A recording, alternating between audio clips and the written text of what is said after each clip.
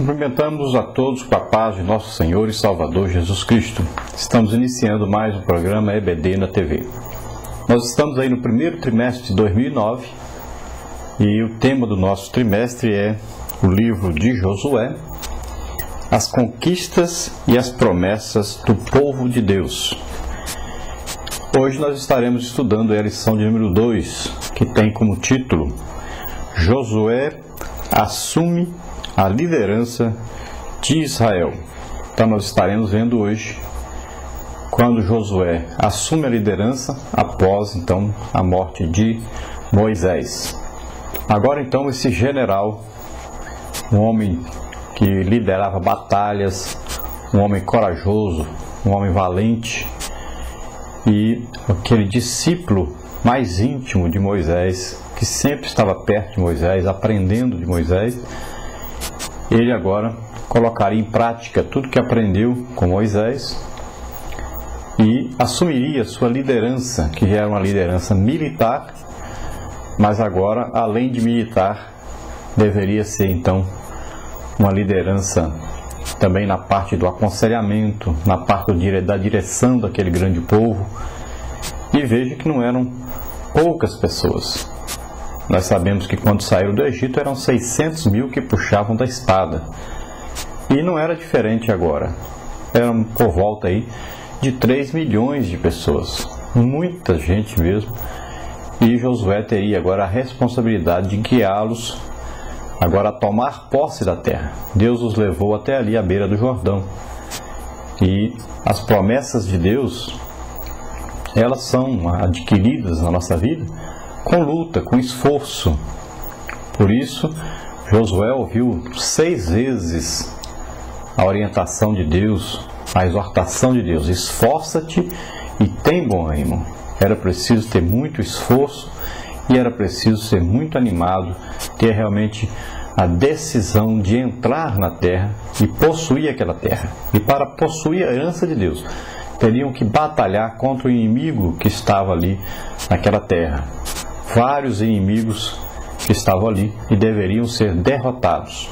Então ali haviam os cananeus, que eram, de certa forma, era todo habitante de Canaã, era chamado cananeu. E havia entre os cananeus, então, alguns grupos, alguns povos, que nós podemos ver aí, por exemplo, como os heteus, que constituíam uma grande nação no período do Velho Testamento.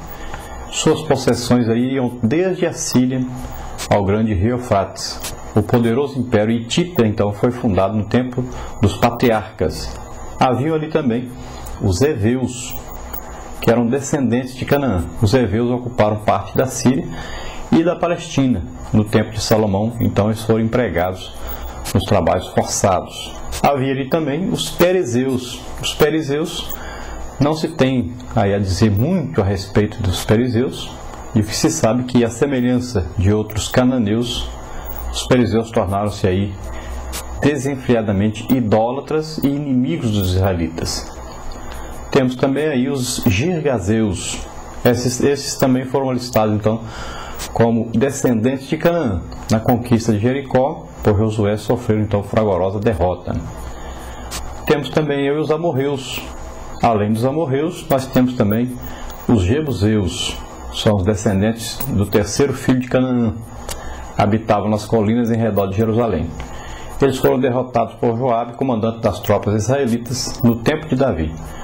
E a partir então da expulsão dos jebuseus, Israel pôde finalmente fixar sua capital em Jerusalém.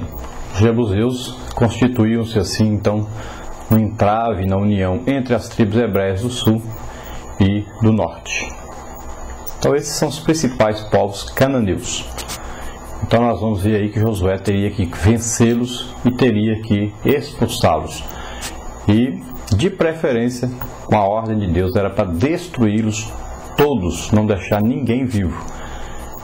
Era para destruir tudo que eles tinham, além de destruí-los.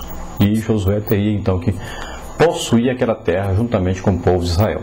Mas, a semelhança do que acontece na vida cristã, as pessoas, quando entram no reino de Deus, se esquecem de lutar contra o inimigo, de destruir tudo o que atrapalha a sua fé, a sua caminhada cristã, acaba deixando alguns inimigos, acaba deixando algumas coisas que vão atrapalhar a sua caminhada cristã. Ele fica agarrado em algumas coisas e essas coisas vão aí durante a sua caminhada cristã, atrapalhando o seu desenvolvimento cristão, o seu aprendizado cristão, o seu discipulado cristão.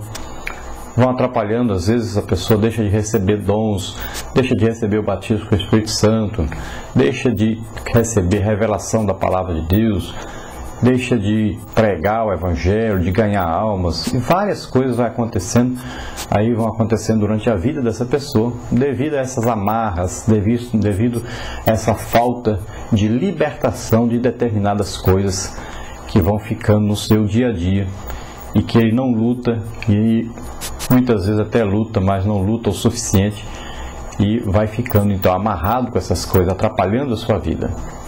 Assim também Josué entra na terra junto com os israelitas, mas nós vamos ver que Josué nunca possuiu a terra total que Deus havia dado ao povo de Israel, e nem depois de Josué, até os dias de hoje, nunca conseguiram tomar realmente todo o território que pertence realmente a eles por direito que Deus lhes deu. E essa luta não vai terminar. A luta só terminará quando o próprio Jesus Cristo estiver na terra, durante o milênio, que nós acreditamos que durante o milênio, sim, aí sim, toda a terra prometida ao povo de Israel será realmente entregue ao povo de Israel, e Jesus mesmo, o próprio Jesus, governará a terra junto com a igreja. A igreja não estará aqui como nós estamos hoje em corpo humano, mas um corpo ressurreto após o arrebatamento, e nós ajudaremos nesse governo milênico de Jesus Cristo na terra. Vamos ver aí nosso texto áureo, nossa verdade prática e a leitura que nós fazemos em classe. Vamos fazer. Nosso texto áureo diz o seguinte: não te mandei eu? Esforça-te e tem bom ânimo.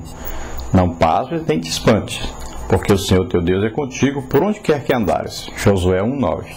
A verdade prática: as conquistas de um autêntico líder são impelidas por ações que demonstram sabedoria, coragem, determinação e convicção. Sempre a exortação de Deus: esforça-te e tem muito bom ânimo. Então é preciso ter essas duas coisas, e nós vimos na verdade prática que não basta apenas ter coragem, mas é preciso que o líder tenha certas características, né? Certas facilidades na liderança no povo, né?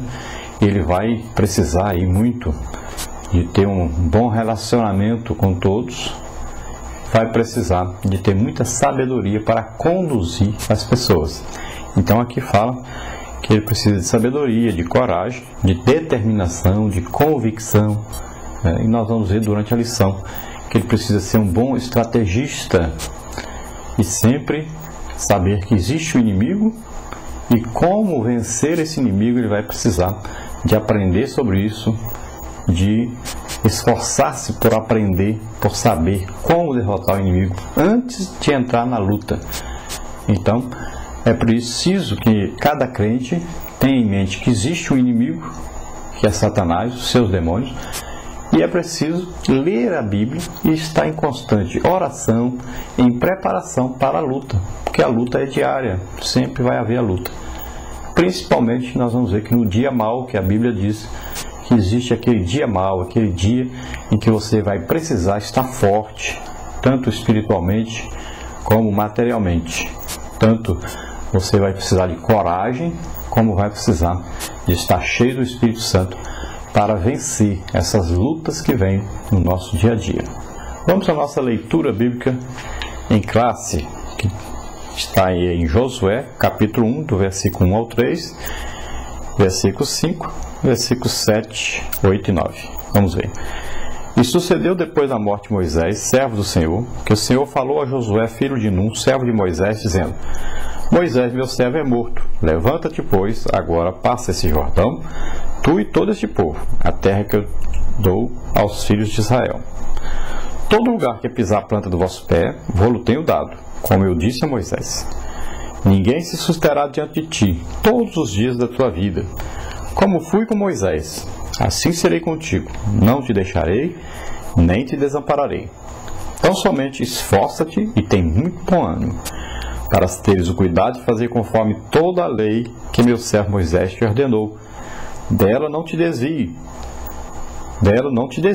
nem para a direita, nem para a esquerda, para que prudentemente te conduzas por onde quer que andares. Não se aparte da tua boca o livro desta lei, antes medita nele dia e noite,